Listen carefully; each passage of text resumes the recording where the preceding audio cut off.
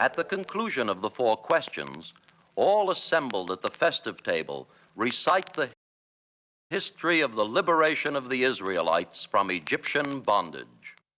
That's right. That's what we're here to do. Hi, everybody. Good evening, good night, good afternoon. I think there's different time zones here.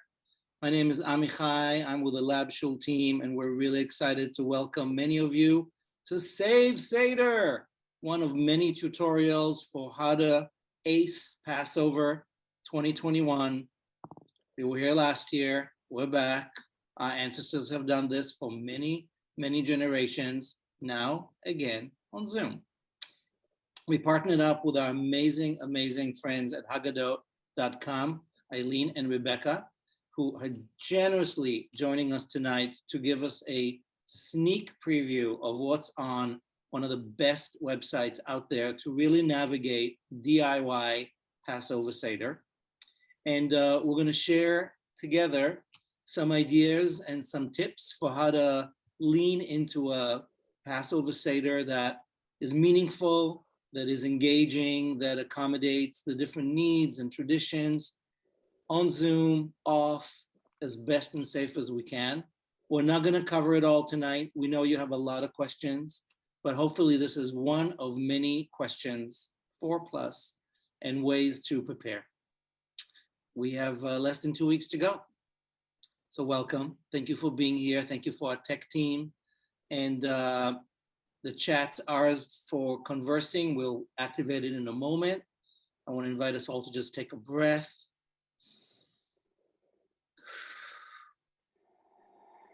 We are here now. Passover could be super stressful. It can be a lot of fun. So let's go there. I want to hand it over to Eileen and Rebecca to give us a few words, and then let's get started. Great, thank you. Awesome. Hi, everyone. So delighted to be here tonight as a Lab Shul partner and getting to wear my professional hat with Haggadot.com. Eileen, how do we want to start us off here? So Rebecca, why don't you share your screen? Hi, everyone. I'm Eileen Levinson. I am the founder and executive director of Haggadot.com. And I am joining you from London, where we are in lockdown. And I think I recognize a couple other folks from this side of the pond here. So yeah, this is a nighttime party for us too. So we're gonna share a lot of information tonight. We're gonna do it kind of quickly because I imagine that you're a smart group. So we're gonna talk first about falling back in love with your Passover Seder at this time of year. And then we're going to go into break some rules, and we're going to give you a little site tour for how to use Haggadot.com for your love and rule breaking this Passover. Awesome, thank you. So like Eileen said, we're kind of here to talk a little bit about what it means to fall back in love or fall in love for the first time with your Passover Seder. Haggadot.com is a website and platform that invites every Jewish person, regardless of their background, to find a place for themselves in the Passover story so that they may create more personal, meaningful, and connective Seders. We'll do a site tour, like Eileen said, in a little while, but you'll see this is sort of a preview of what it looks like when you are sharing your Haggadah from our site. And Haggadot.com is a project of custom and craft Jewish rituals, which is a design lab for the Jewish community, experimenting with technology, media, and video to imagine new formats for engaging with ancient traditions. And I'll also say we are not just for Passover. We have content year round, and I hope you'll come check us out after Passover, during Omer and Shavuot, and throughout the year. So we'll dive a little bit in tonight to what it means to host a Seder this year and think about what it is that we need from Passover. And then we'll talk about sort of learning what the rules are of Passover so that we can break them, but with intention. And then we'll do some tour of the site and leave time for questions and brainstorming throughout the evening. So I always like to start here with this idea of purpose. right? Like, why actually is this night, this Passover night, different from all other nights? And, coming up with that sense of purpose for your Passover Seder really drives every other decision, right? It helps you decide who and how and when you'll gather, what you'll eat, if you'll eat during the course of the Seder, you're going to eat on screen or off, what types of readings you'll engage with during the Seder. Will you be outdoors in person with a pod or close family? Are you vaccinated? Are you going to be with a larger group on Zoom, a hybrid, a mix between the different nights of Passover or days of Passover? I'm going to sort of put that there as a teaser, is when we get into breaking the rules. And you can think a lot of different ways about what your purpose may be, right? It could be to celebrate reaching this moment after such a challenging year, right? Like, there are people who aren't around our tables who maybe were last year, and it's an incredible blessing to be here together and lifting that up. Your purpose could be to reconnect with the rhythm of Jewish time and of seasons, right? Like, our sense of time, especially with daylight savings now, is so off that the Seder is a time to sort of plug back into that rhythm. And finally, you could have a purpose, and again, this is by no means an exhaustive list, but around using the Seder as an opportunity to just tell your stories and to find comfort in rituals, whether those are traditional or new ones. The most important thing, if you're going to host a Seder, is to be a host. So what does that actually mean? And a lot of this, I will say, is generously from us, creatively contributed from Priya Parker's The Art of Gathering, past Lab Shul guest speaker Priya Parker in the before times. So as a host, you have authority, and it's your obligation to use that authority generously. And so one way to do that is by setting the rules for a temporary world, right? You can begin your Seder with a transition to the world. Rabbi Amichai tonight invited us to take a breath together. It can be as simple as that. You can also think about creating this sense of being in a different place, especially if you're on Zoom and it's easy to feel like, oh my gosh, we're on Zoom again. So think about music, right? Think about the design of your table and your space and dress code. I keep saying this is the year for either fancy dress or pajamas, although I was in a webinar earlier today where somebody suggested fancy dress on top, pajamas on the bottom. So you don't even have to necessarily choose. You can embrace both. I also think as hosts, it's a great idea to engage folks by inviting everyone to have something on hand. It could be an object or a photo with personal meaning, and to make space during the course of the Seder for folks to tell the stories behind those objects. We have a number of alternative Seder plate items and activities around that on the site, which we'll share in the chat as the evening goes on. But you can think, I think it's a really fun idea to ask your guests, if you were leaving Egypt, or if you were, we're leaving our narrow spaces during Passover, right? What do you bring with you? It's also important to, as a host, to remind ourselves that we are not just these squares on a screen, right? And that Passover is an opportunity to engage all of our senses. Sight, smell, taste, touch, sound. I have this like vision of people making like ASMR type videos of the matzah cracking. I kind of want to see who comes up with those and share those, but also just the smell of the fresh parsley, the taste of the maror and the charoset and all the other foods, to really be intentional and make space for those in the course of your Seder. To use silence and breath is also really powerful and helps us and movement to reconnect to our bodies outside of these sort of boxes. And another opportunity is to give everyone a role. We'll show you on Haggadot.com how you can collaborate with friends and family to create a collective Haggadah. And it's a great tool. And you can also give other people the role, whether it's sort of ushering in, or maybe it's sharing recipes, or it's sharing food if you're doing some sort of potluck style Seder where, one person's going to make the soup, one person's going to make the charoset, one person's going to make a salad, and you're going to sort of box it up for everyone to share. And just to remember that this is a special group who will only gather in this one way this time as the people who we are right now. So, which leads me to sort of think about what is it that we need from our Seder, right? Our purpose is also to figure out what are the rituals that we can sort of bring in and incorporate so that we can have our whole selves at that Seder table. This is from another previous Lab Shul guest, Casper Ter-Kyle, talking about intention, attention, and repetition as the core to what makes up a ritual. Rituals emerge as a response to our needs, especially in times like these of such uncertainty.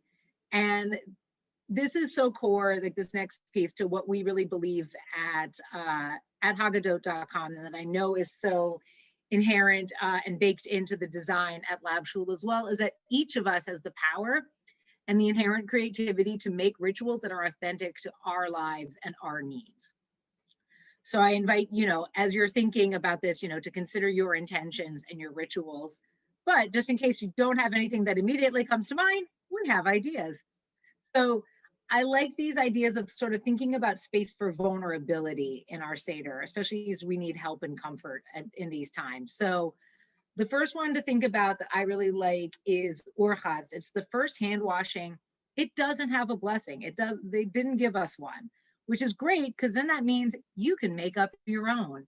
And it can be in any language that you want, or it could be silent. And it's really open to what you want from that hand washing. Is it just to lift up the incredible fact that we have clean water that's literally at a touch at any time? Because that's really special. And, not everybody has that. And maybe that's the blessing, or just the ability to feel like we can be clean even in these times when it's so important. I also like using the maror and the korach, where we mix the charoset and the maror. It's such a Jewish concept to mix bitterness with sweet, and to think about, there's so many places in our Jewish lives where we do that. And this is another example, but to also maybe go around and we've all swallowed quite a bit of bitterness and anger and frustration and loss in the last year.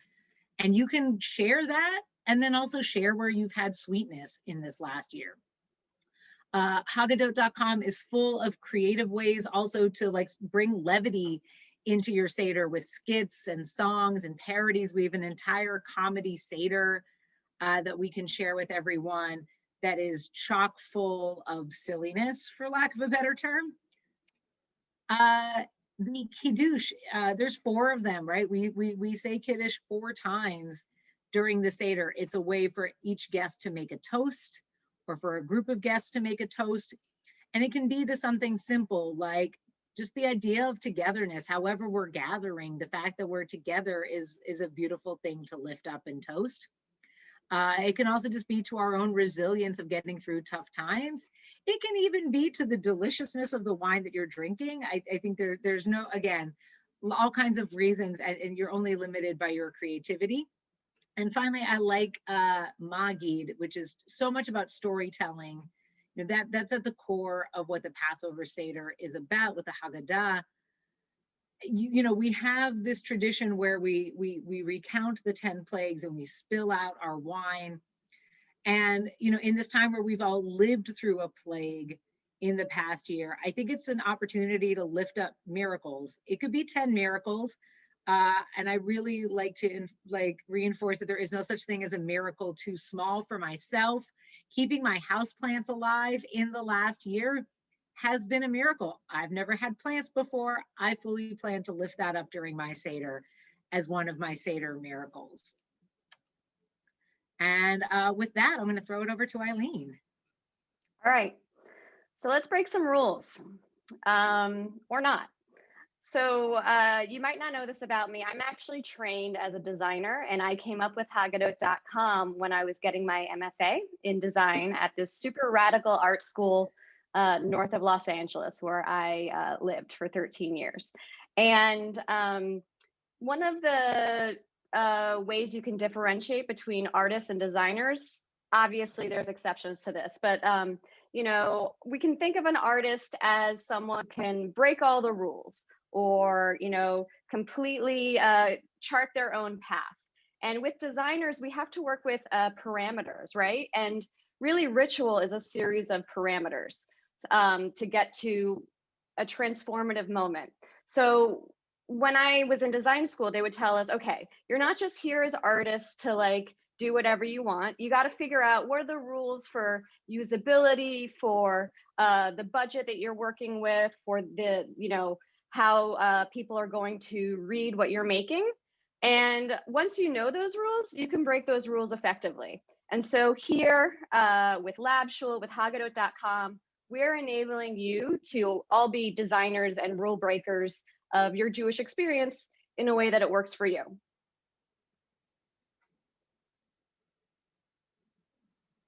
Oh, I'm sorry. I forgot I was running that part. Go ahead. Okay.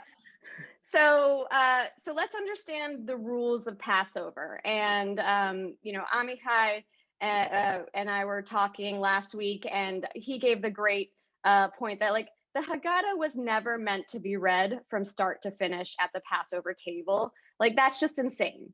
And I obviously am not a rabbi, but I think that the essence of Passover and then the way that we practice it has sort of been extended over time in a little bit of an OCD way. And we're all super exhausted this year, and we need to get real with what's actually necessary and what rules we've already been breaking anyway. So if we look at the Passover mitzvot in the Torah, and then also from the rabbis over the ages, there's really like 7 mitzvot that we're performing at the Seder. Amichai, feel free to jump in if I'm wrong at any point. So the 2 that are in the Torah are basically telling the Exodus story. And I think this is the prime reason that we're here, right? We want to connect with that story of from slavery to liberation, or as Rabbi Sharon Brous says, from deprivation to dignity, and both in our personal lives and how we as a Jewish people have overcome these narrow places. The next mitzvot is eating matzah, right? Matzah being the symbol of freedom and oppression. And I personally do not believe that you have to eat it for 7 days straight, because why do that to your digestive system? But having a taste of matzah, and according to me, whatever kind of matzah is right for you is fine for me. So then in Exodus, and these are in Exodus 12. So basically, then they also talk about in a hurry, scarf down an entire roasted lamb with your neighbors while wearing sandals, carrying a staff, burn the leftovers, which would be a sin in my parents' house, wipe blood across your doorposts, don't work on the first and last day of the holiday. If you eat any chametz during the week of Passover, you're cut off from the people of Israel. Confession, I have broken Passover more than I have been able to follow it, and I am still here. And you shall observe this as an institution for all time. So there is a longevity. We are talking about telling a story through generation and generation, okay? But then in the 10th and 11th century, the rabbis start to create the Seder as we know it. So they add eating maror, the bitter herbs, right? Bringing that physical experience of the matzah as the representation of fleeing slavery into this other like really sensory experience with that bitter herb. Eating the afikomen as an extra piece of dessert. And that, some would say that that is the replacement for the lamb that would be roasted whole and burned without, any leftovers burned. You say Hallel or Psalms of Praise. I grew up Reform, we skipped that part. Drinking 4 cups of wine. I never skipped that part in my adult life. Demonstrating acts of freedom and aristocracy, right? So that's sitting with a pillow or a cushion or leaning, dipping our foods, which at the time that the Seder was created was just not something that was done. And so, my feeling is that as the Seder was created, it was this way to take the mitzvot that were in the Torah and all of the great wisdom from our sages, and then keep building on it and find us more ways to just really engage with the Passover story by creating all these rituals. But I think it gets a little bit OCD, to be honest. So I don't know about you, but we've already been breaking some rules in my house. Okay, So along with that, there's also like family rules and community customs. And, as Rebecca was thinking about, thinking about what's right for you. Ultimately, the people that you need to serve with your Passover Seder are yourself and your guests. So I would make sure to check in with everybody on what you need. Basically, our goal here as designers is to be rule breakers with intention. We are not rebels without a cause. We are rebels with a cause. We have a purpose for breaking the rules and adapting them and adjusting the way that we do the Passover Seder, because we actually want to connect more deeply with the story of slavery to liberation and all of the things that give us comfort and strength in Jewish peoplehood. So again, intention is what makes these adaptations meaningful. And I just really love how Lab Shul is, thinking about how to bring more meaning and life back into your Jewish experience. And so think about what customs feel meaningful to you and what feels too archaic at this point. I'm not saying you have to throw out all the things that feel archaic. Sometimes there is value in going through rituals that you don't yet fully understand, because always a point where maybe you could understand it, but you don't have to keep going through the motions just to pretend, right? Like, again, get to the intention of this holiday. This year especially, set realistic expectations for yourself and for others, right? It's been a tough year, and you're not going to have a perfect Seder. Focus on, as Rebecca said, your priorities. What are the things that you really want to get at this Seder? What are the family customs that you want to recall at this time? What makes you feel connected to our larger Jewish people, or to nature, or to that something bigger, God optional, goddess, she divine being that we might, have as the source of our universe? So make sure you're getting those connections and set realistic expectations to get there. Similarly, set expectations of the people around you. Like, we're all just super tired. And so ask them what they need, respect their choices if they don't feel like they need to do the same things that you do. We're all just trying to get comfort and strength from this Jewish ritual.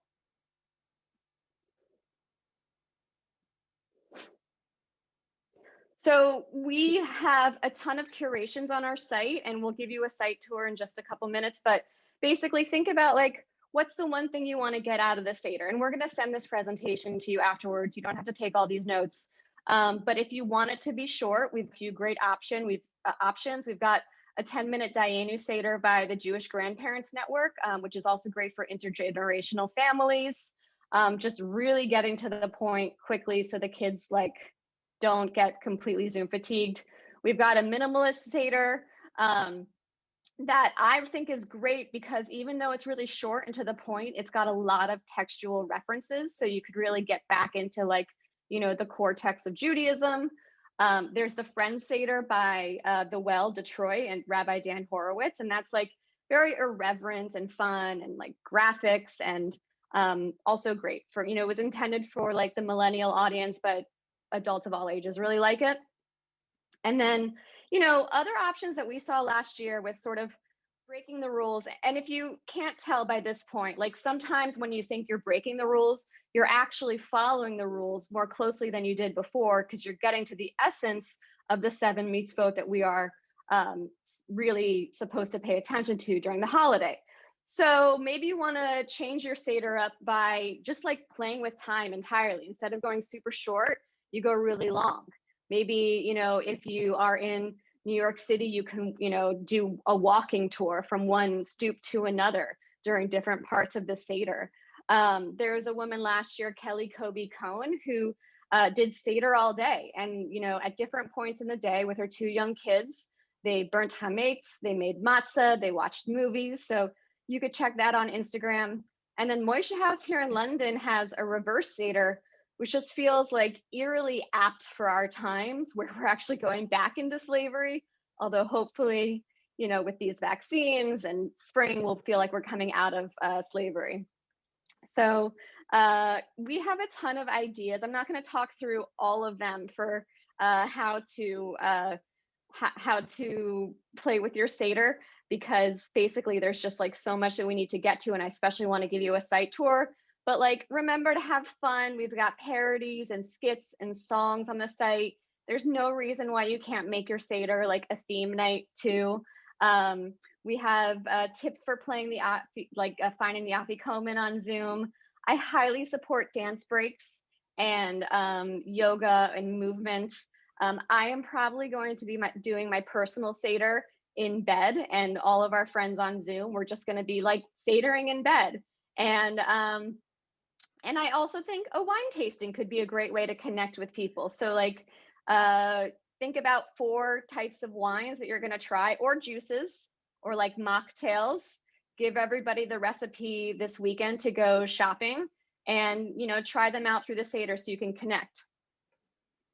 I think with that, we'll move on to a site tour. So Rebecca, you want to move forward to that? Sure. You want to put links while I'm talking? Sure. So while Rebecca is sharing that, I'm going to share a bunch of links that we have for these resources. Again, they're going to be emailed out later, but you can start looking around on the site at some of this. Great. So when you come to Haggadot.com, this is the page you'll land on.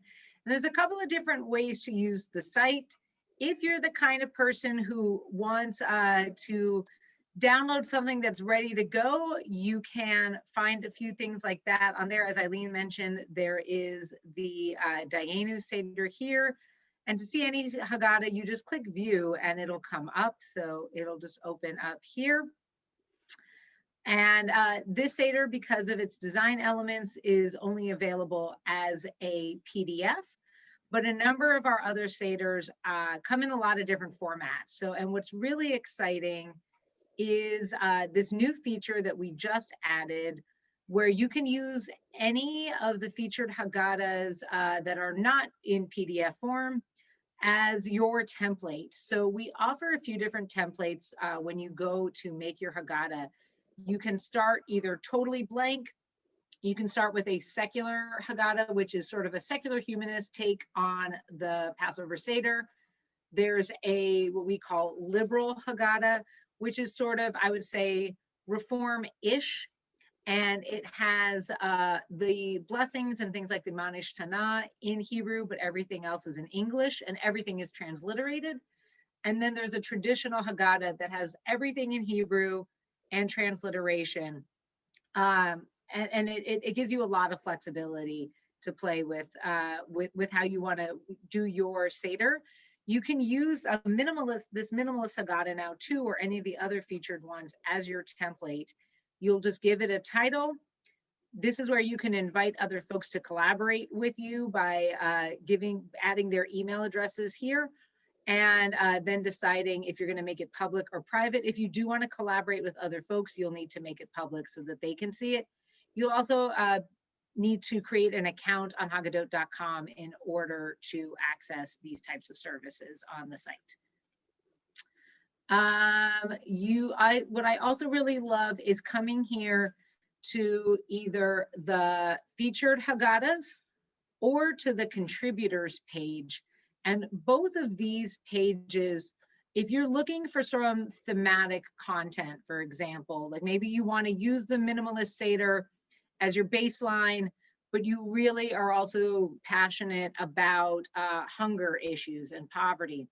Mazon is a great organization, and they have an entire hunger Seder. So you can just weave in elements of this issue into your Seder, or if you click here on recent Haggadahs, they have an entire Seder that is focused just on hunger issues, if you want to make that like your main focus. Again, think about what your purpose is and what you want to get out of your Seder, and this is a great way to do that. We just put together our 2021 favorites Haggadah, and that will continue to evolve and grow in the next few days. Lots of great stuff in here from art, and there's at least one familiar face for the Shul family in here. It's just going to take one quick second because it's got a lot of different stuff in here, a lot of art. Let me find it. And again, you can use this favorites one as your template as well. And there's all different kinds of content in here, poetry and art. There's a video here from our brand new meditation guide, which is featuring Alison Lecter. And there's also illustrations in there and throughout this favorites by Jessica Tamar Deutsch. And I know I have it in here somewhere. Give me one quick second. And if you click on any of Allison's video or any videos within the Haggadah, it'll play on screen. So you basically have this interactive experience where you don't have to leave the site, open up another window. Oh, and Shira Klein. Yeah, so Shira Klein is here. She put together with PJ Library, I think it happened last year actually, that they produced it, this entire video Haggadah. The whole Haggadah is just videos, which is great whether you are celebrating Passover with children or are yourself a child or a child at heart. And it's a great way also, like Eileen said, if you want to play with some of the timing of the Seder. I think these videos are great because they're such a natural starting and stopping point. So you can use the Haggadah like this, do a few sections of the Seder and take a break and then come back to it a little bit later. And, you know, and I would say if you're doing it on Zoom to intentionally sort of plan out the day with it, but I think the video Haggadah is a great way to do your all day Seder. I'm going to show real quick if you still are like, no, I want to create my own thing because I'm super creative, then that's amazing because that's exactly what this site is for. So with that, you can create your own clip here. So I'm just going to title this Test Lab Shul. You can categorize your clip if it's related to something in particular. Maybe it's about food, which is one of my favorite topics. And you can put it in any section, right? Like, so if it's about the 10 plagues, maybe it's going to be, this is going to be your 10 miracles that you want to write out your miracles. I'm actually going to do that here. And again, you can always make your clip public or private. And you can use this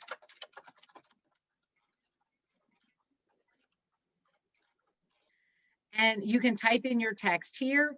If you've pulled the content from somebody else or you've been inspired by something, you can put a source in here for your clip. Like maybe you found an article and you want to take a snippet of it. You can copy and paste that article piece there and then put a link to the article there. You can add different types of media to your clip. You can do a video. We support YouTube and Vimeo clips. You can do music. We're able to support Spotify and SoundCloud. And then you can also do an image. And you just, on any of these, you just select, you'll find a file that you want to upload and you can just choose any file you have. It can be, we've actually added a lot of bandwidth on this and you can upload a PNG, a GIF, a JPEG, or a JPEG.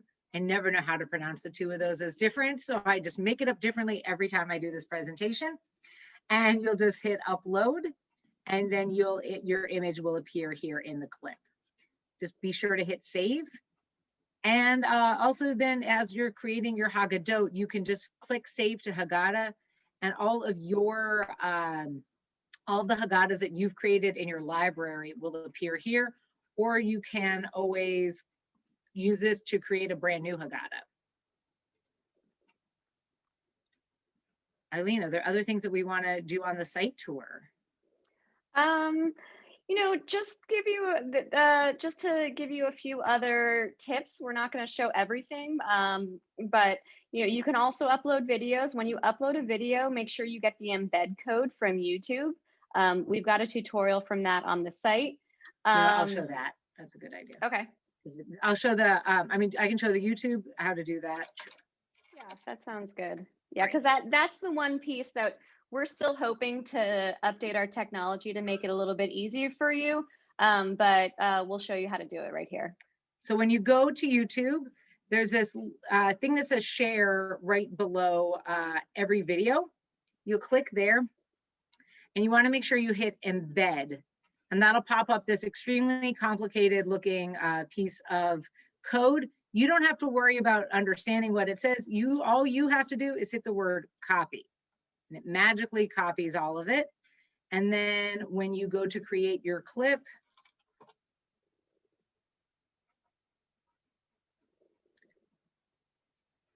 you'll just come here to the little video icon, and it'll ask you for your embed code. So if you're like, oh shoot, right, I needed the embed code, this is your friendly reminder that that's what you need, not the link to the video, but the embed code. And you'll hit upload. And you'll know it works if you see this little video, if you see this sort of preview of it above the text part, right? So you can add your text there. And again, always be sure to hit save. I'm also going to put in here the source.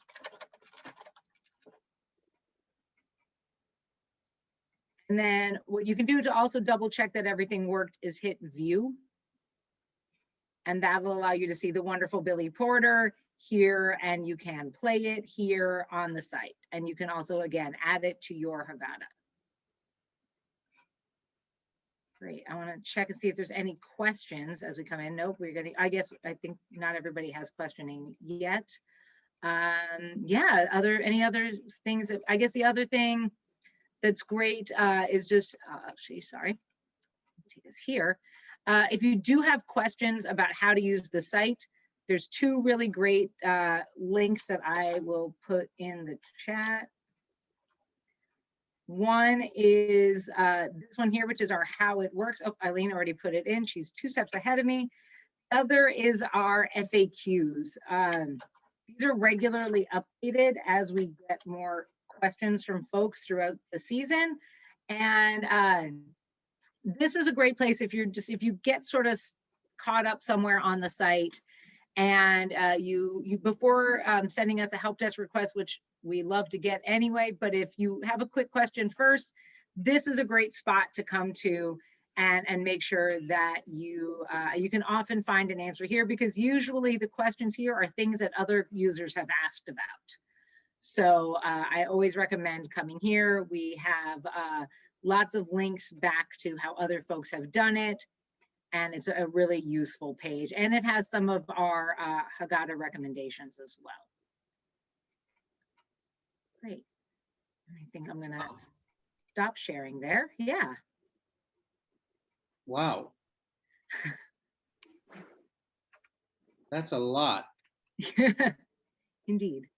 So let's pause for a second. I'm going to invite everybody to take another deep breath.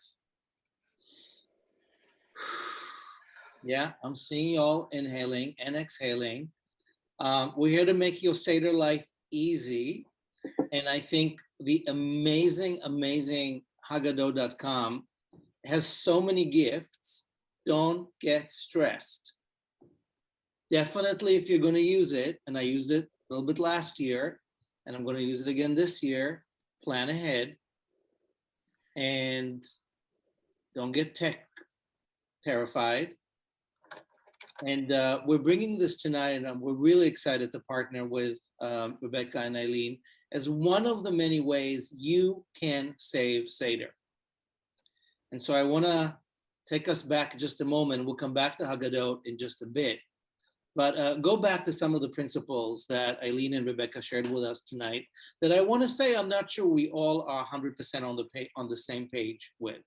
And let me start with a failure story. I grew up in a very Orthodox home in Israel, and I sat through many a Seder. And by the time I was like 22, I was like, why are we reading all of this? I get it. It's what we do. It's what one does. It's what my family does. There are the exact spots where my dad tells the same joke, and got it, tradition. But there were already younger kids in the family, and some of us were getting antsy. So I thought I'll come up with an amazing idea. I got dressed up as Elijah. I was working in theater at the time. I had a whole costume. I had a big beard. I schlepped out this musty looking biblical shmata thing and a head thing. And just as Seder began, my entire family is at home in Jerusalem. I snuck out and I ran into the living room and I'm like, oh, I'm Elijah. Yeah, there was that kind of silence. My mom looked at me and said, go change now. and kids were crying. It was a disaster. And I was like, okay, I'm never going to save Seder with you people again. That was pretty much almost the last time I've had a full-on Orthodox Seder with my family of origin, because I figured I love this night so much. It's theater, it's dinner theater, it's gastro-Judaic interactivity. It is about walking our talk about justice and freedom. I don't want to just read the text that I inherited. I want to do something with it.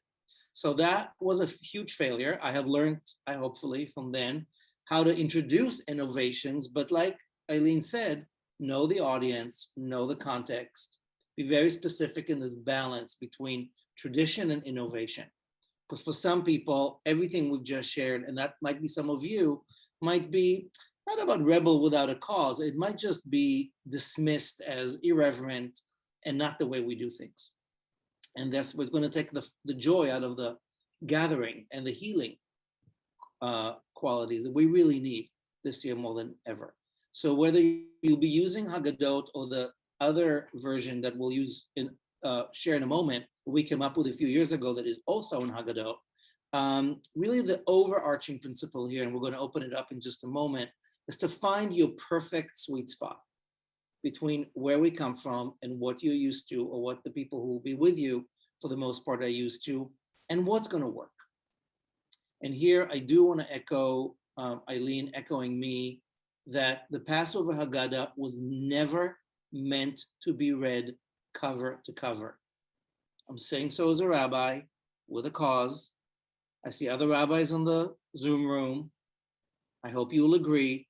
When the rabbis came up with the Haggadah, it was a suggestion, an anthology with steps along the way that are like the landings, but the texts that have collected in there, that rabbinic anthology, could be worked with so that you really experience what it's like to move out of the constrained place into a sense of more liberation.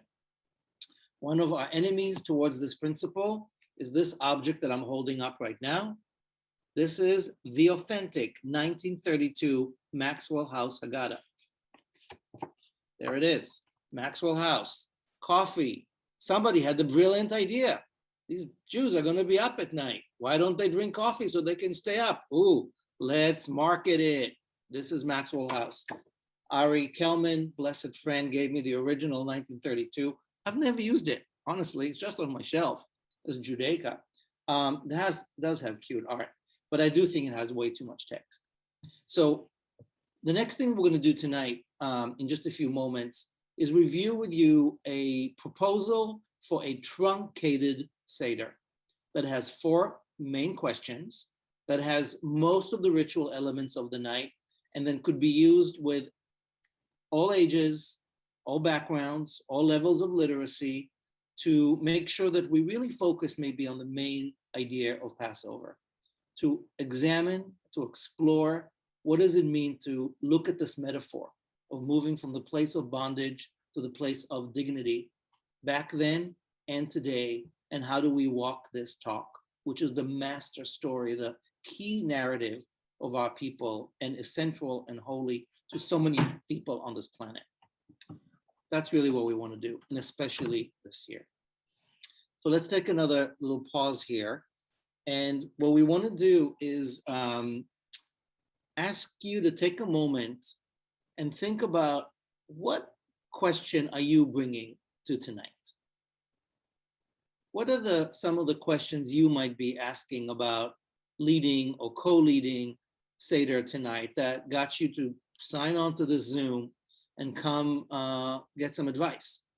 This ancient ritual dinner party clearly this year needs some help. So I want you to take a moment, if you can, write it down for yourself. And if it's clear, you might want to share it in the chat. We're not going to be able to answer all the questions, but we want to collect them and look at them together. And then at 7:30, we're going to take a half hour for those of you. We're going to end this demonstration by 7:30. And then for those of you who want to stay on for another half hour, we're just going to look at some of these questions and others and just have a Q&A.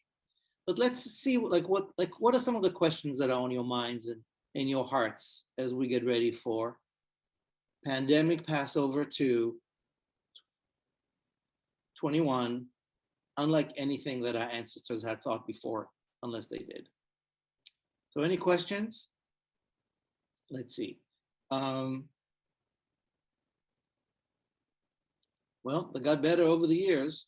How can I engage my non-religious adult daughter who's 29? Yes, millennials, challenge. Okay, and for that matter, how do we engage people of all ages who are not necessarily coming to this as religious, but like, when do we eat? And we have to. How do we make this engaging? Wow, I see the conversation is going live in the scroll. Awesome, thank you, Miriam. So the question is, how do you make it meaningful and engaging? How do you make it both meaningful and fun? Okay, I think we saw some tips here already, and we're gonna share another one in just a bit. From Toby, how do we incorporate sensory and sharing aspects of the Seder over Zoom? Great question. From Lori, how to bring innovation when you are a guest, not necessarily invited to revise their Seder. Great question, Lori.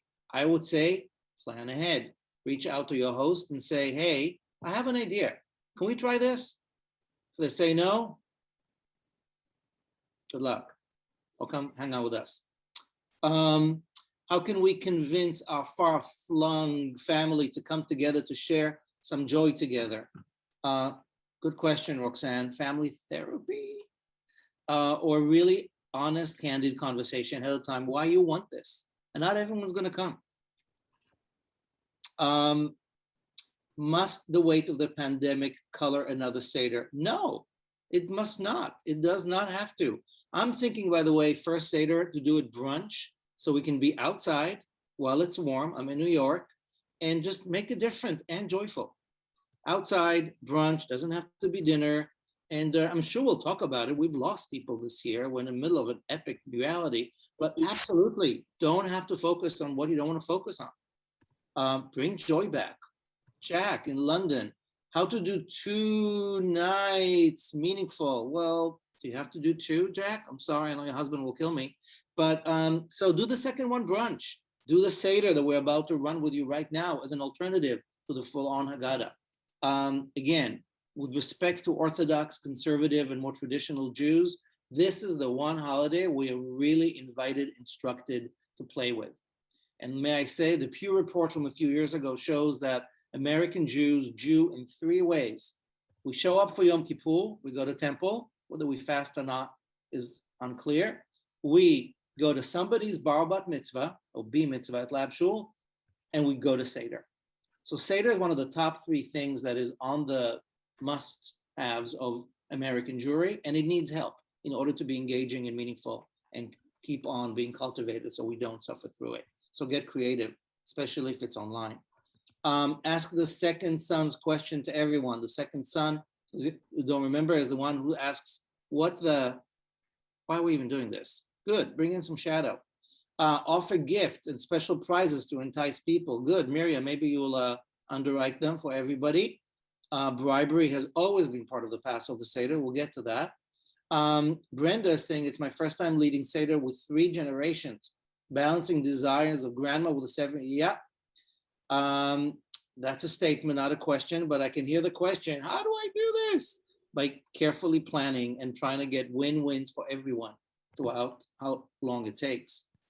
Again, I'm happy you're here tonight to practice on that. Wow, I love how you call them millennial, Josh. People get their own sections, exactly.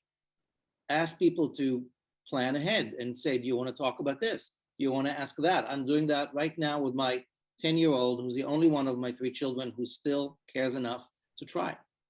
For Max Halperin, I like the traditional Seder and I want to be able to do more of the Haggadah. Great, but my family does not want to do the full Seder.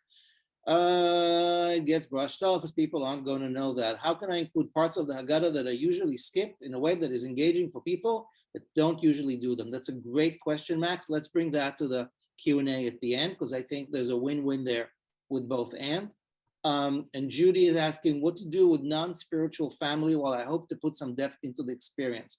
Well, you might have to deal with some eye rolling, but again, you package it ahead of time and you give people a role, including the way to ask and say, I'm not spiritual, I'm not religious, I don't believe in God. Why are we telling the story? Great, have a conversation. Every bit of innovation and creativity means you're going to have to cut something else out, unless you want to be there till 4 a.m, which is a total option because you're home. Where else are you going to go? There are many more coming in, and they're amazing. Thanks, Rebecca. I am going to pause this for just a moment. This chat's not going anywhere.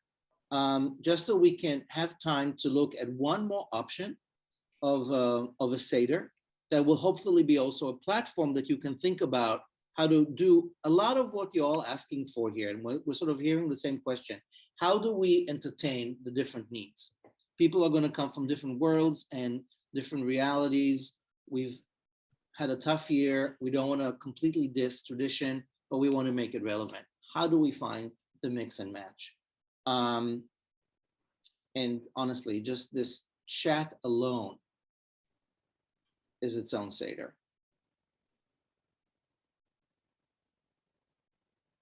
Cool. Okay. So with that, I'm going to ask us to pause on the chat for a moment. These are a lot of fantastic questions. We'll come back to them at 7:30. I want to share with you one recipe for an abbreviated Seder based on tradition, geared towards now. Some of you might know it. It's called Seder, say less, read less, say more. I came up with it about 7 years ago, and it's been updated every year. And last year for COVID, together with Rabbi Emily Cohen, we updated a little bit to really work on Zoom, even though this Seder actually began as a texting Seder. So I'll explain, and then we're going to share it, and I'll walk you through it with hopes that it will be useful for you for first, second, third, or ninth Seder. About 7 years ago, I think, I led a second Seder at a home of, were we millennials? No, whatever, we were young-ish, and mostly unaffiliated, Jewish and not Jewish. Some people came from a very traditional background. There were about 40 young people in a young-ish people in a living room on the Upper West Side. And the host asked me just a couple days before, he's like, you know what, let's not use the Haggadah. Let's come up with something else. So we came up with this idea of 4 questions, not the traditional 4 questions from the Haggadah, but 4 questions, 4 conversations that will be the framework of the night. From the very beginning as an icebreaker, what's new, ma nishtana, who are we this year that we weren't last year, as a way for people to go around and share and like start thinking about why tonight is different, all the way to next year in Jerusalem. What is your vision of the future if we really walk our talk for freedom? We used highlights of the Haggadah. We used 4 cups. We used the ritual foods. There was a great buffet. People ate from the very beginning. I'll get to that. And while we were doing this in the living room in the Upper West Side, one of the participants was texting the questions to her sister, who was in a traditional Seder in Long Island and hating it. And her sister texted back and said, this is awesome. Your questions are way funner. And she texted it to another cousin who was in Minnesota. By the end of that night, there were 6 or 7 households asking these 4 questions alongside, and in some cases instead of, the traditional Haggadah. And then we started getting all these texts and emails and said, that was great. Can we have this in writing? So we wrote it down and we came up with SAYDER. And now here it is. We've led it for many, many Seders, first, second, third, and eighth. And this is the one from last year. By next week, 2021 is going to be up on the Haggadot.com site. We got a lot of feedback from y'all, and we are figuring out how to make it work for this year. Not going to be many revisions. So I'm going to take about 20 minutes to walk us through this.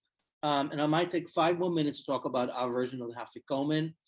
Again, I hope this is useful, both as to use this, but also to give you ideas about how you can be creative with a balance between traditional gems from the Haggadah we inherited and how to make it work for today. Thank you, Kira, for sharing the Seder.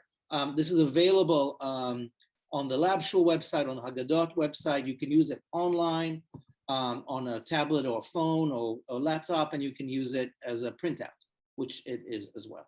Okay, So let's start scrolling down. Essential, everybody friendly, Zoom Seder plus 4 new questions for now. I'm going to skip to the introduction.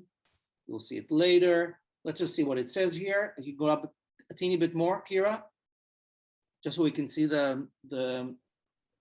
yeah. Seder includes highlights from the Passover Haggadah, links to reading, songs, and activities, some directions for the Seder host, a very important role, or hosts, and interactive cues for all participants. Seder is everybody-friendly, designed for all variety of Jewish, the people we live and love with, friends and guests.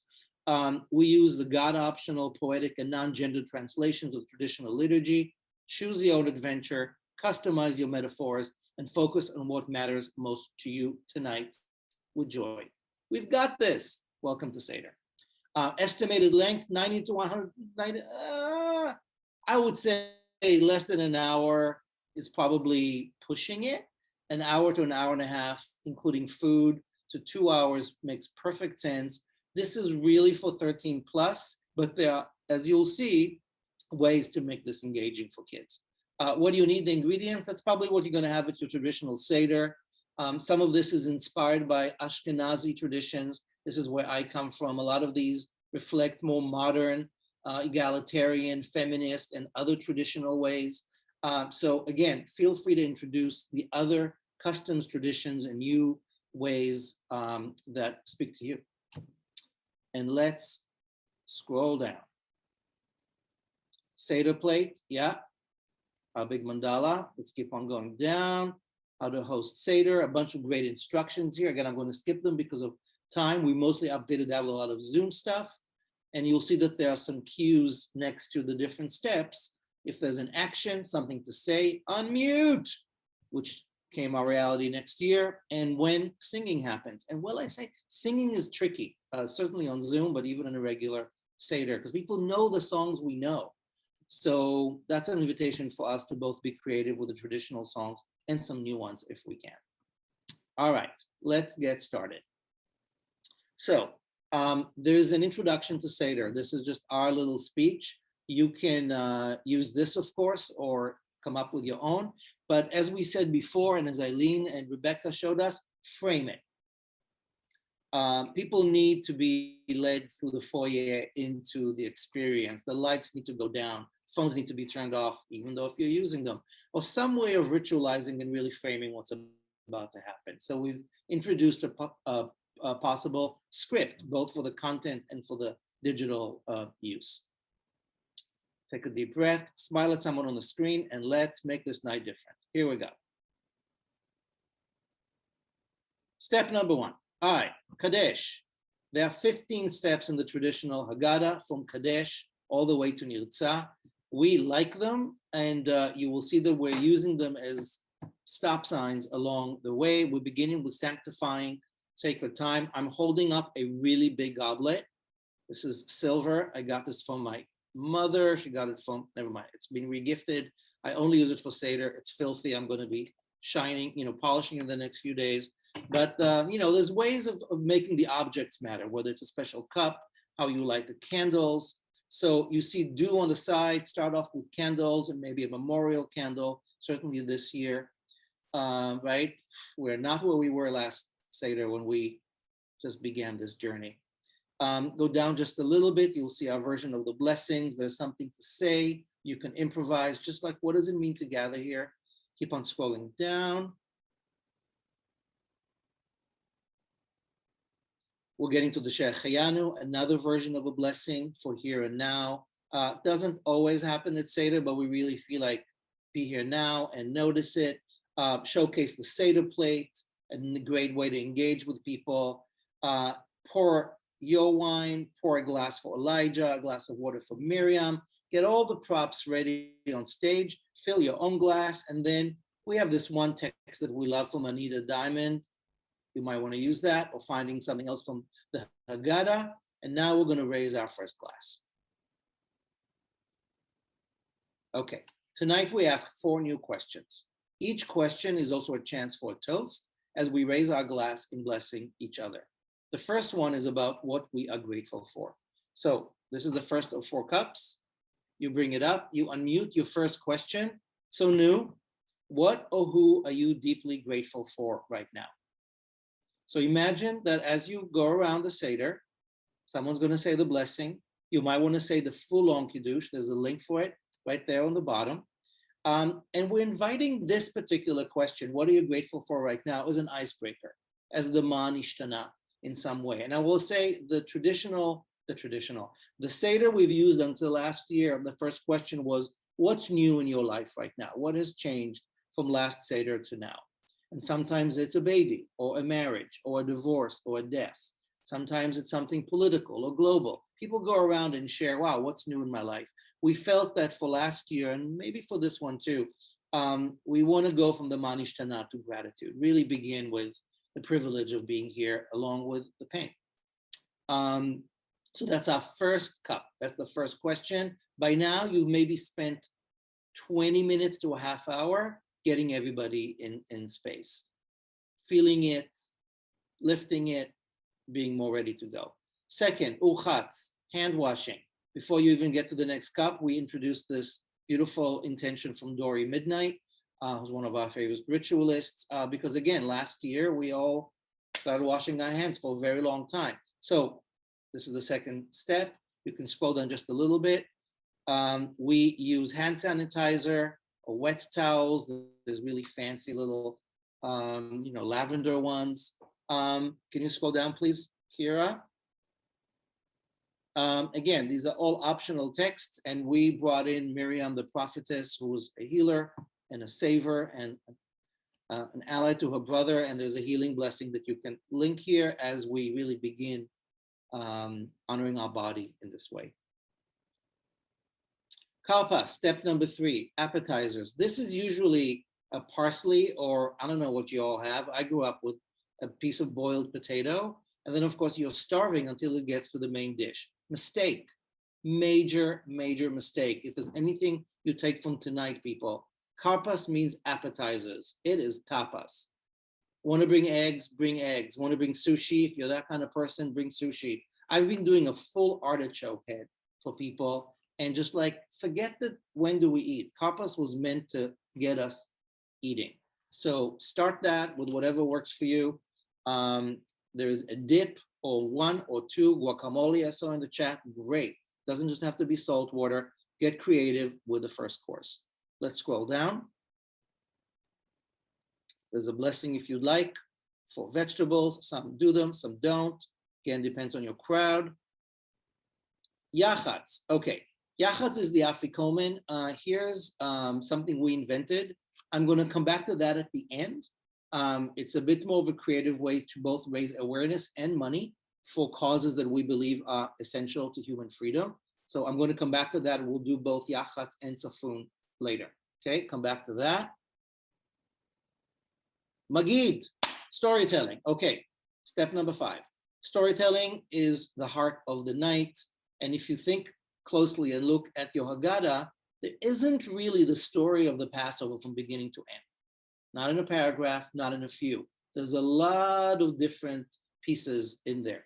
So even though the Midrash, the various legends we inherited in the Haggadah and the 4 children and the different things are part of our tradition, we want to suggest that we simplify the process and really focus on the big question, why do we tell the story?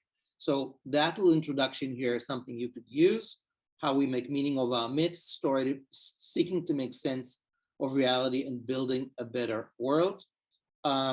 If you go down just a little bit, you can see that you can ask the 4 questions. We've got a bunch of different options here for you. These are different videos. Again, there is more on the Haggadot site.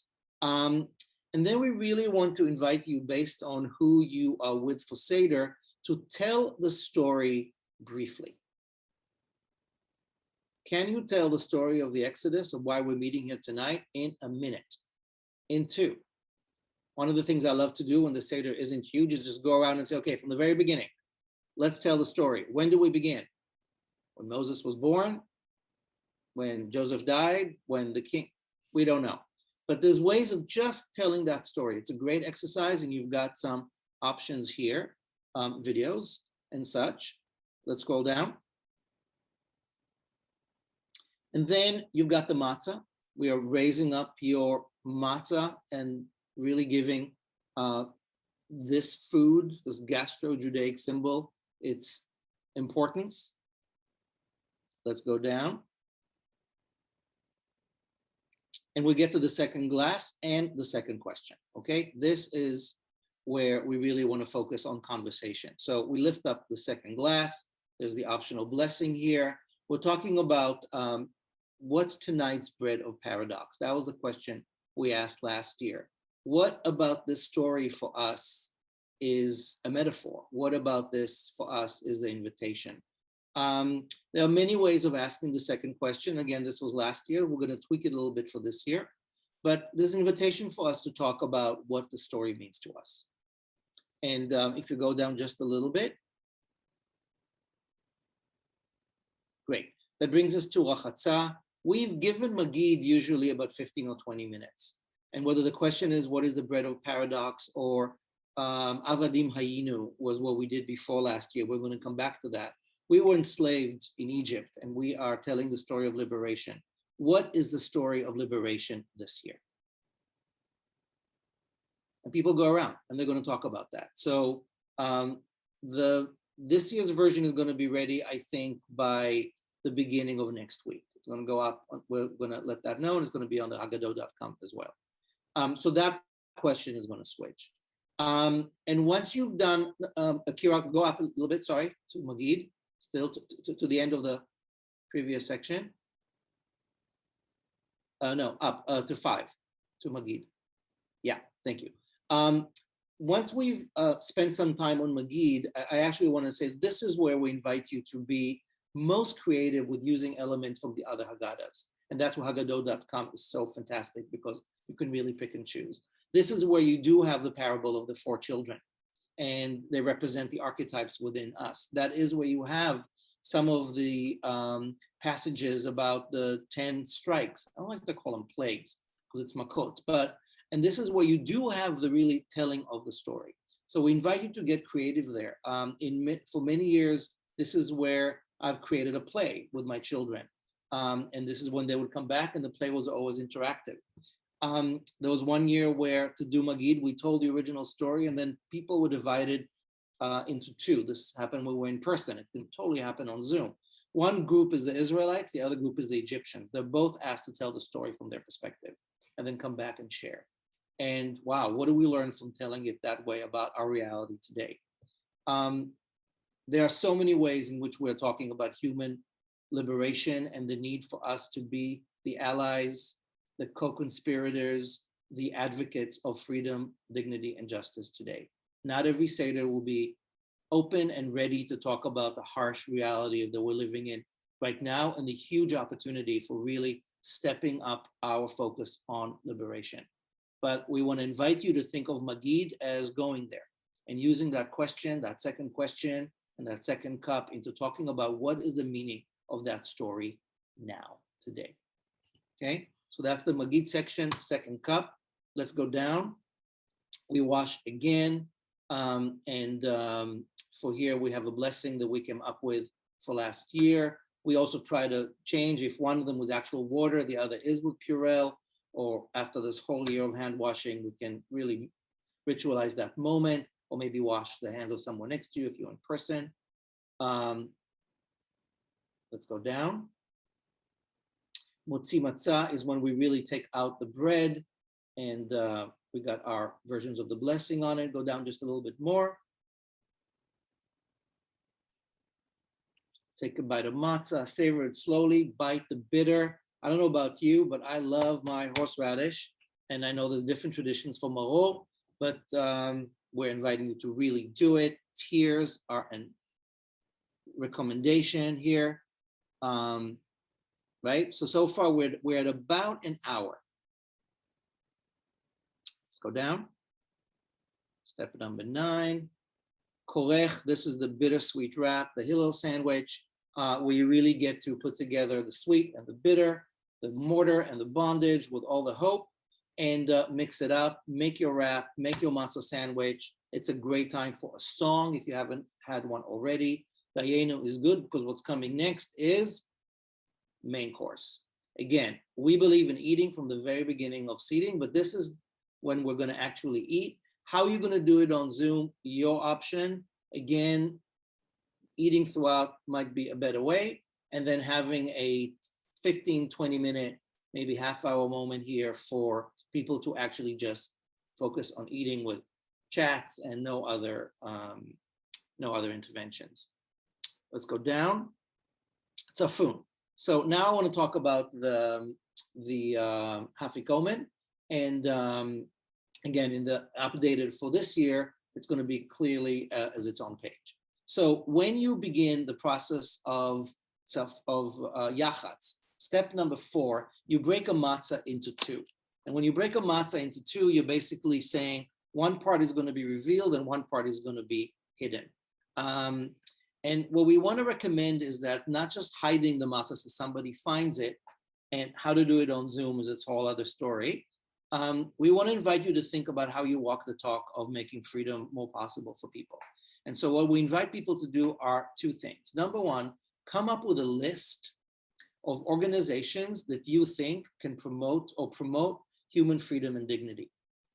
And people go around, whether it's in person, people actually wrote it down. People don't write on the holiday, they just say them. It can be used obviously on a screen in some way or in the chat. And as we go through, just before we break the matzah, we start collecting this list of organizations that are promoting human freedom and dignity and justice. That goes on the one side. On the other side, we're inviting people to either pass a hat or a matzah box and put pledge cards in it with money they want to raise, or just think about if they would give a gift this year to promote justice and freedom, what would that be? Maybe they write it down, maybe we accumulate it. Matzah gets broken into 2, somebody hides it, and Seder continues. Then we get to 11, it's about an hour and a half later. We've had dinner, we've sang a couple of songs, maybe we've had our Passover playlist. We are raising our 3rd glass, even though there'll be more in the middle. And we are asking the 3rd question, how can we help? How can we walk the talk of freedom? So if you go down just a little bit, scroll down just a little bit, what and who will help us fight the pharaohs within and beyond, making this a better world for all? So remember that list of organizations we came up with at the beginning of Seder?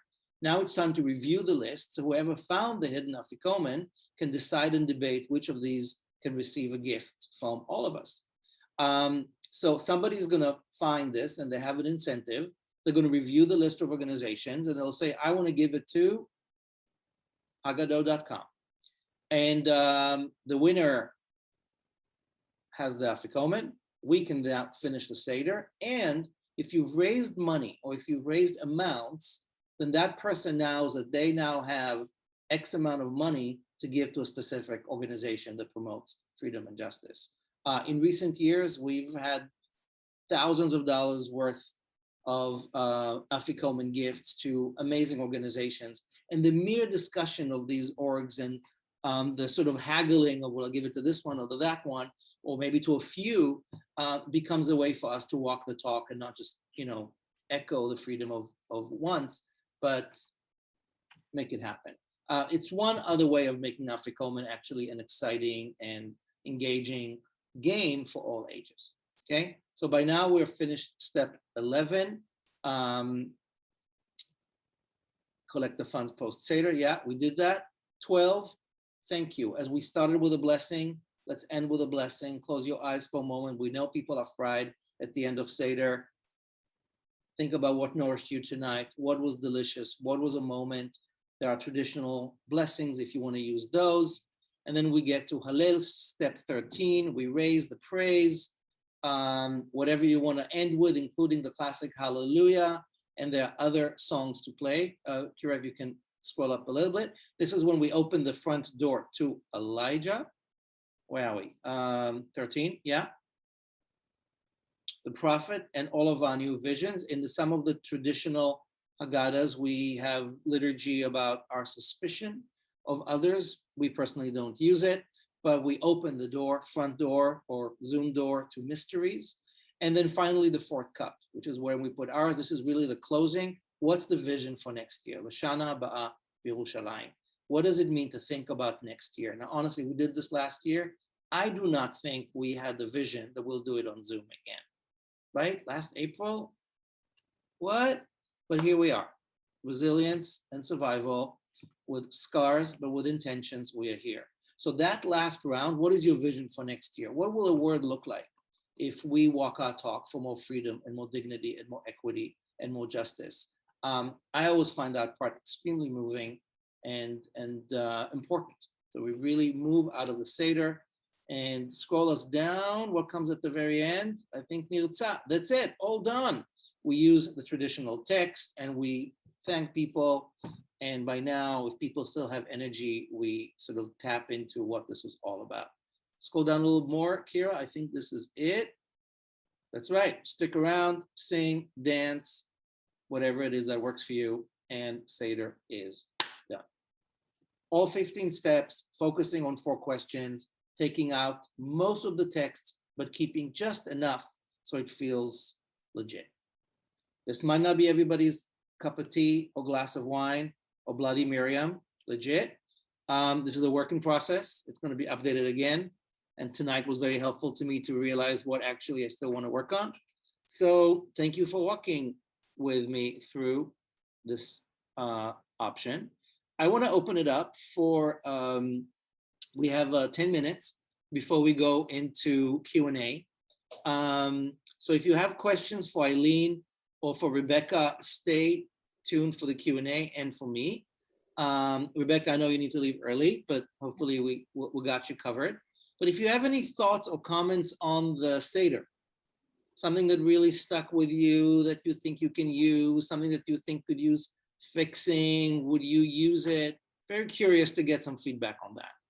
Because again, this is the week to fix it. Feel free to unmute and to share, and then we're going to go into our Q&A.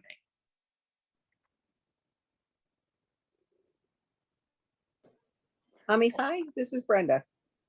Hi, Brenda. So you mentioned before you started that you would explain some of the adaptations that would enable it to be used for kids younger than 13. Some of those questions are really kind of heavier than a younger kid would know. So adapt the questions. So the first question, you know, whether it's what's new or what are you grateful for? Duh. That one's easy, yeah. Great. The second one, again, we're going to fix it. Like from what's the bread of paradox to like Avadim Hayinu, like where do you feel that there is a sense of enslavement in the world today? Yeah, that I think is easier to understand because I wasn't even sure what the paradox of freedom was. It made sense last year for where we were. But and then the third one, you know, as we start thinking about how can we fix, what do we change? That's the one when we reveal the matzah. How can we be changing? I love that. Love that.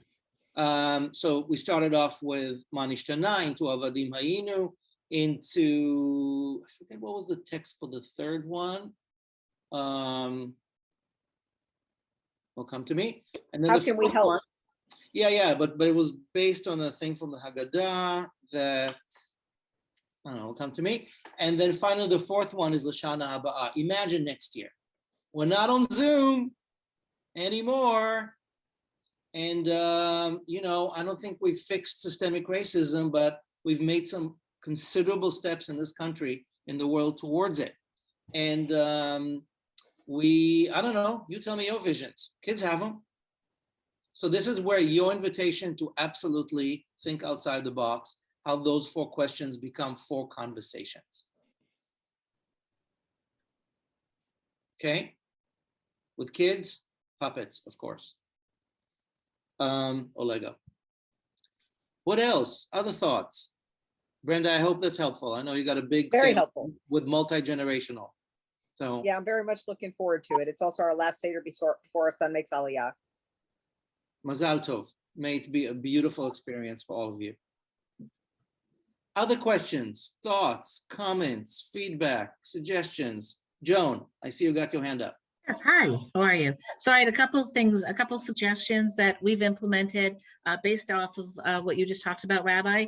First of all, a great way to engage the younger people is you assign different sections of the Haggadah to them. So one group, one family or one child could do something about leaving the desert. Another group could be talking about what it means to make matzah. And you have them do two things. You have them make a prop that they show so that they work with their family beforehand. And then a second thing that they do is they do their own interpretation. Perfect. So each, if you have multiple families, you divide up sections, and you can also include your millennials that way, because what you do is the millennials can pick a topic that means something to them. For example, my son, when we were doing the whole thing about slavery, he talked about social justice and what's going on right now and how we're treating younger people. So the more you take the Haggadah and break it into sections, and you can let the families choose which one they want to talk about. And then you get a whole different perspective. So that's one thing. The second thing is on questions, some fun questions that you can do that engage everyone is, if you were stuck in the desert, what 3 items would you want to have with you? Would be one question that all different ages can answer. Another question would be, if you were a slave and having to build the, with the mortar and all, what suggestions or ideas do you have to make it easier to carry the bricks and put them together? Again, you can get all different kinds. So the more you take the story and have it have personal meaning to those groups, and they feel they're going to be able to participate, is great. The other thing I want to suggest, because I do a lot of phone banking, and I do educate senior citizens for current events. You need to have every family have one person who really knows how to use Zoom, because that can create a lot of unnecessary stress when they don't know how to mute, they don't know how to chat, they don't know how to share. So make sure every family has one family member who definitely knows how to use Zoom. Those are some of my thoughts. The wise child. Thank you, Joan. Absolutely. Yes, that's also part of our introduction. Make sure you've got your Zoom moderator, you've got your basic instructions. And what we're hearing from Joan and from a bunch of you is plan ahead. We got 10 days. And, I know we're all fatigued and we're all Zoom tired and it's been a tough year. I just want to get over it. Okay. But for those of you who want to invest some time in it, prep ahead is the way to go. And then people feel invested and they show up with their own content, which is fantastic. Thank you, Joan. Others. Yeah, Rebecca, go for it. I just want to share a quick Zoom hack for everybody. If you are on the chat and you're a little overwhelmed by everything, I just want to let folks know, I think, oh no, I guess we can't. So I was going to offer to save the chat, but I'm not sure that we can on the settings. So I retract my hack. But in the future, if you are looking to save Zoom chats, sometimes you can click on those 3 little dots next to file and save it that way. I'll also say, I know we keep talking about millennials like they're so young. Millennials are kind of like older than they used to be. I identify personally as an Xennial. So for all the Zers or whatever we're calling the Gen Zers out there too, I think that, folks in their earlier 20s and late teens are a huge part of all of our families, and I'm so excited to see the creativity and energy that they're bringing in too, along with their center parts, because apparently center parts are extremely important to Gen Z. Amen. And I will say honestly, my challenge at Seder's recently is not the youngsters. Youngsters get it. It's the oldsters who are like, what about the Seder I grew up with? And I have super respect for that, right? I mean, that time when I did Elijah, and I remember that, because they're like, we don't do that. So it's finding the sweet spot between different people's tastes and needs and framing it really well. I'm assuming anyway. More questions. Paul, I think you had your hand up. Yes. Hi, Rabbi Amichai. Every time I do the Seder, I just noticed that there's like so much fluff in every part section of it. And what is the main idea of each section? Well, good question. I'm assuming you got my gist as I walked us through the Seder thing, that בכל דור ודור חייב אדם לראות עצמו כאילו יצא ממצרים. That's the bullseye. In every generation, you must see yourself as though you yourself have left the narrow places. This is an experimental dinner party that is there to think about human oppression, our Jewish history, what does it mean for us, and what we can do about it. So this anthology, the Haggadah, Paul, is full of what some people will call fluff and some people will call sacred scripture. And somewhere in between, I invite you to find what this year speaks to you. If you're going to take out, I don't know, the whole V'hi She'amda part and the thing about Jacob and the how many blows they had, okay, that's not the year. Maybe you'll come back to it next year. Yeah, that's the sort of thing. And it's not that it's not sacred, it's just that it's still sacred, but in our age of cell phones and TikTok. Choose your own adventure. Figure out who you're with, who's gonna be part of your co-creation team, and figure out what you want to focus on. I like to say that when you want to cook a dinner and you're going to cook some chicken, you're not going to cook every single chicken dish in your favorite cookbook. That is a lot of chickens. Choose one chicken dish, or tofu in my case. So do not read the entire Haggadah. It was never meant to be read cover to cover. It's an anthology that's gone wrong because of lack of knowledge over many, many centuries. So really, it's just, yeah. And I know, like, my dead father over my shoulder is like, what are you saying? But I stand by it. Scholars attest.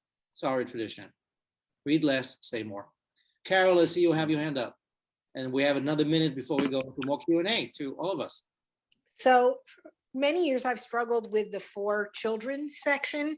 And so I hate to omit it because I've acknowledged that I really don't know how to handle it. What kind of thoughts do you have on what the heck that section is supposed to mean? Oh, great, Carol. Thank you. So that section about the 4 children is actually, I think, one of the smartest things the rabbis came up with. It is a metaphor. It is a play. They're taking archetypes and they are figuring out there's going to be people at the Seder who have very different attitudes towards this ritual. So don't hide them, echo them. Who's the wise one and who's the negating one? Who's the simple one? And who's the one for whom you are instructed to open the door and make the story happen? Whether you want to use the traditional or many, many variations, Eileen, I bet you've got a whole bunch of awesome alternatives to the 4 children on Haggadot. By the way, in the traditional Haggadah, it's the 4 boys. Thank you, patriarchy. And it's a problematic text. Like the pedagogy there is like the kid who's asking the hard question gets knocked in the teeth. And you're like, thank you. Yeah, that's awesome. Really inclusive and welcoming. So now there are gender options and there are video options and there are educationally inclusive options. And Eileen, Rebecca, any highlights from the 4 kids on Haggadot you want to share with us? I shared a couple links. One of my favorite interpretations of the 4 children is actually a reading called The 4 Adults from the Love and Justice in Time of War Haggadah. I bring this into my personal Seder almost every year. So I shared the link for that. I think it was Jewish Women's Archive that did the 4 daughters. You know, there's so many ways to take this. I mean, there was also, this is where we see a lot of also like funny riffs on pop culture. If anyone watched The Good Place, like there was a meme about like, yeah, everybody being the children. So yeah, I mean, I think this is really a point where we get to the different styles of learning and the different ways that we come to the Seder. And also that like we're all all 4 archetypes are within us. Like we all have our moments where we are wise and wicked and simple and just don't know how to ask. And so I think seeing this as an opportunity, like a real empathy building exercise for the challenges that we all face, I think is a great way for looking at it. Fantastic. Thank you. Yes. Save the children, so to speak. More other thoughts. We've crossed over into just general questions about Seder, What do you need? What will be helpful? What are you thinking about? This is such a fun group of people to think out loud with. I'm not the sole replier here. Clearly, Eileen, Rebecca, myself, and all of us, as it says in the Haggadah, we're all wise, we're all old, we've all been through it, and we'll all do it every year again. So how are we gonna ace it this year? Thoughts, suggestions, ideas?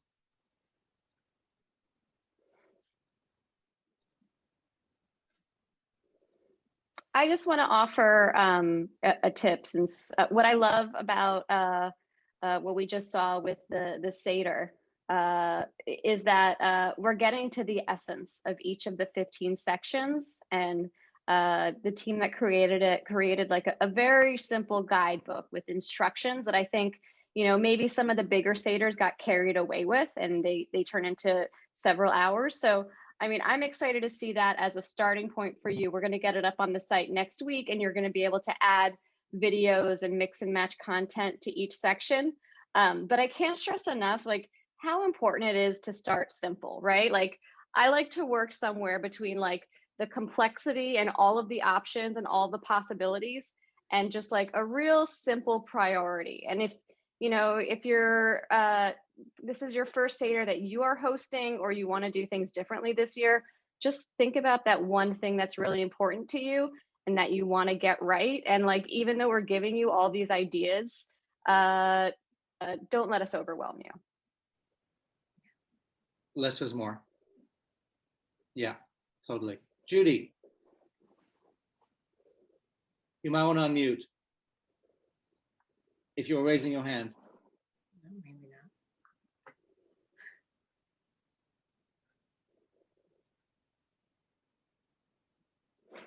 Okay. Others? Yeah. Who else wants to share ideas? Rilek, do you have like actual troubleshooting for your Seder that this is making you think about? And if not, I think we've been on Zoom for an hour and a half. It's usually considered like the max bandwidth before we lose it. But I see a couple more hands up, although those may be hands from before. Ilana, yeah.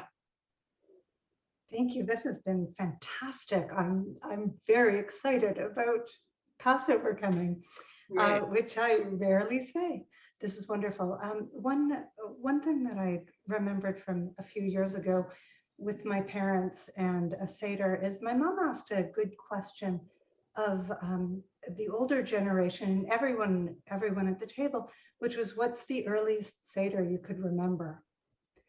And or the most unusual. And so what was interesting when my mom said that is that all of my aunts and uncles were remembering the past, the far past, the people around the table who really are no longer alive. They're generations ago. And what I felt last year with Zoom Seders was that connection around the world that I was having. So the Seder being temporal, that it connects us through time and it connects us through space. So just to throw another creative idea out there. I love that. About those issues. Thank you. I love that. Yeah, for sure. And it's such a great role modeling. I also want to say one of the things we're thinking of putting in this year's Haggadah, which we were thinking of last year, but we didn't. And I think this year we have to. We start off the Seder by acknowledging the empty chair. Like, who's not with us this year? Whether it's a grandparent or whether it's a relative, whether it's the many, many who've died this past year. And this can be a downer, but we want to say that we open our hearts and we acknowledge this was a tough year and we're gathering together to create sacred space. So we didn't feel last year, like Rabbi Emily and I were like, we're also freaked out as is, let's just cut it out. But I feel we need to put it in this year. Part of what you're saying, Ilana, is how do we honor the many, many experiences and memories and beloved memories of Seder that for so many people who gather is. And this year it's going to be bittersweet, unquestionable. Yeah, thank you for that.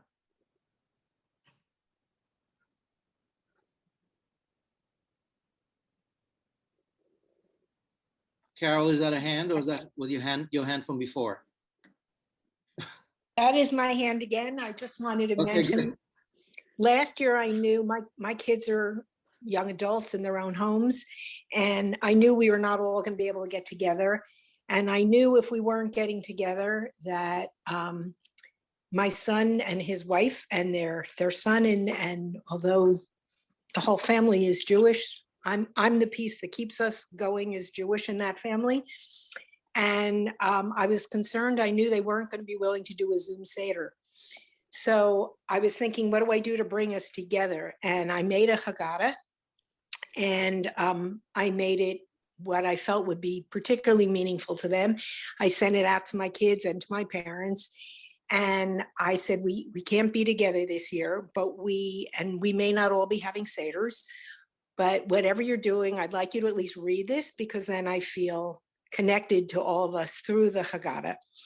And my daughter and her fiance actually did a Seder, but my son did not. But he said, I really did read it, and it did make me feel like I was there. So even when we can't even connect by Zoom because of whatever, the Haggadah can still bring us together. Beautiful. Thank you, Carol. Look, Haggadah is story. It's a book of stories. It is one of the most printed books in Jewish history, because when printing happened in the 15th century, it quickly led to Bibles and Haggadahs being the most printed, with prayer books following them. And because it's used in every household just once a year. But also the level of artistry around Haggadahs is like one of the most amazing reservoirs and archives of Jewish art, right? There are so many Haggadahs out there, and Jack Nichols, who's on the call, has done a lot of work on that. So I don't know if you want to say anything about that. But I think the Haggadah as an object, as a book, and the Haggadah as a ritual is something that transcends the actual script of the Seder. It is its own repository of so much of who we are as a people. Jacqueline, do you want to share anything? You don't have, I'm totally putting you on the spot as a great Jewish artist and Seder maker. Hello. Hello. You are putting me on the spot, Amichai. That's very naughty of you. But I wouldn't expect anything less from you, I think. So just one thing, we've been doing Seders sitting on our sofas, on the sofa and armchairs, not around the table, and that makes a big difference. And I think here, because I've kind of, our situation is slightly different, like we're still being locked down, we won't be using Zoom, and we won't be having additional guests. And so the challenge of having just the kind of the four of us who we would have spent, we've all spent like enough time together, like how we have a fresh conversation and how we do that, I think is our challenge for Seder.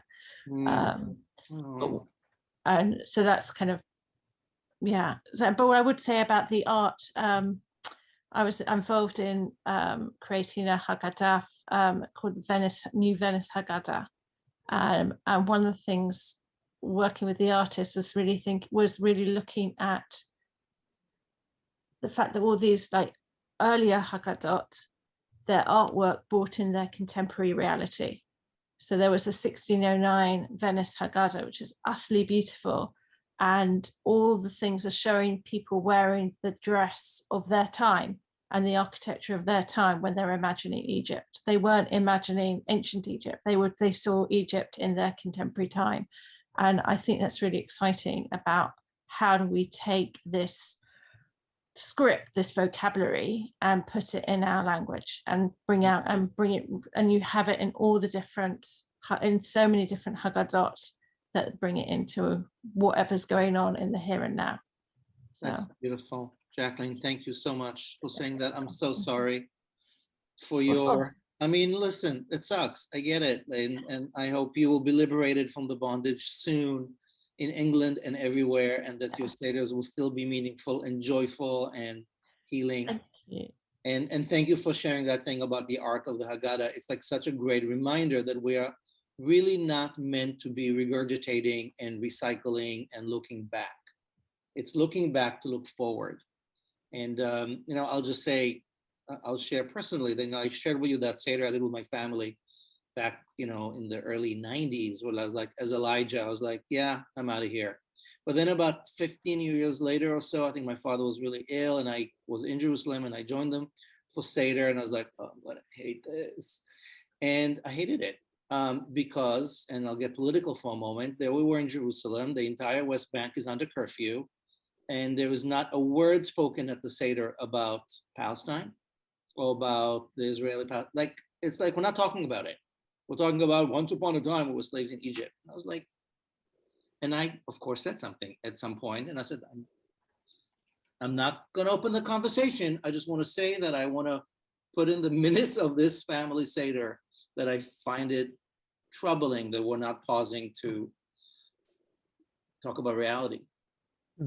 And so I haven't been back at my biological family of origin Seder since, but that's okay. Jacqueline, I see a comment from Ilana, and I think we're gonna, oh, Barbara has a comment. I think we're gonna end just by 7:45 and give you all 15 minutes of fame to go, I don't know, plan Seder. Barbara, and then I wanna read Ilana's comment. Yeah. So first, I want to say thank you so much for this, because it's given me so many ideas. We kind of flirted with a mixture of traditional and creativity last year, and everybody loved it and said, oh, can't wait for next year's Seder. So here we are, and we're just going to push the envelope a little bit, I think.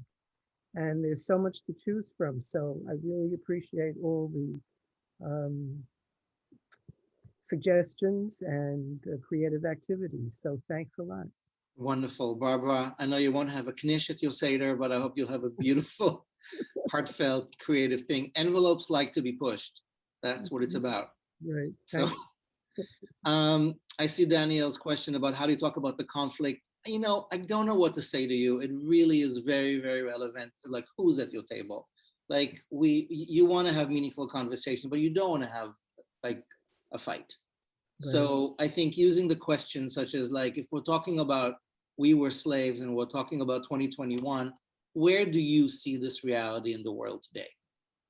And let's be respectful, and let's listen, and let's take a breath. And we're talking about real human challenges at this moment. And there are so many ways of talking about that. And if you're the moderator or the host, Danielle, or you're one of the guests, frame it by saying, like, we're taking a risk here, but we're here for the sake of repair. And it might go and it might not. I would love to just jump in on that. So I just put a Haggadah in the chat that's from TRUA, which is the Rabbis for Human Rights organization. I think one of the great ways to sort of make conflict a part of the Seder but not dominate the Seder is to give it a container. I think last year we may have done this last year. Maror is such a great place in the Seder. It's literally about bitterness, right? And is in a very sort of festivus airing of grievances kind of a way to make that Maror section. We kind of rush through it. We're about to eat. Take time there. If conflict, whether it is what's happening in Israel, what's happening with racial justice in this country, any other number of issues, make space for that in your Seder, but make it a designated space in that Seder. And you, again, as the host of the Seder, you get to set those rules and those boundaries. And that's really what your guests want from you too. And I think that that's part of that generous authority piece. Beautiful. Thank you. Yeah. Eileen, anything to add from? I think that, yeah, just it's hard to talk about politics at Passover. Especially I think this year when our nerves are a little bit frayed. I love the teachings about Passover that are about building empathy and empathy with all oppressed people, empathy with the realities of what slavery might have been like for the Jewish people. I really encourage you to check out Alison Lechter's meditations, because I think there's a lot of softening our hearts that we can all do right now. I think there's been a lot of bracing ourselves and being rigid and being wound up over the past year. And it doesn't matter what your best intentions are. We all need to exercise, look at ourselves in the ways that we are not just the slaves, but also oppressors and Pharaoh. And so Alison's just got some great teachings on on just, you know, how do we soften our hearts too? The way that, you know, Pharaoh's heart was so hardened and we needed it to be softened for Jewish liberation. But yeah, as a whole, I think this has been really fantastic to speak with all of you. I'm so grateful for Rabbi Amichai and the entire Lab Shul team for having us here and organizing this evening. And it's just great to be able to play with our ideas together and to you know, be reimagining how we can connect with these essential Jewish stories. Yeah, thank you. Amen. Thank you, Rebecca. Thank you, Eileen, so much. Thank you. Thank you to Jen and Kira, our team. We're going to be sending out the recording and the chat. Stay tuned to the updated Seder 2021 that's going to come out, I think, early next week with some tweaks. And may this Passover bring hope and redemption and joy. And may we all walk the talk of being the ones who make redemption and joy and healing happen for us and for everyone. And see you soon. Thanks, everybody.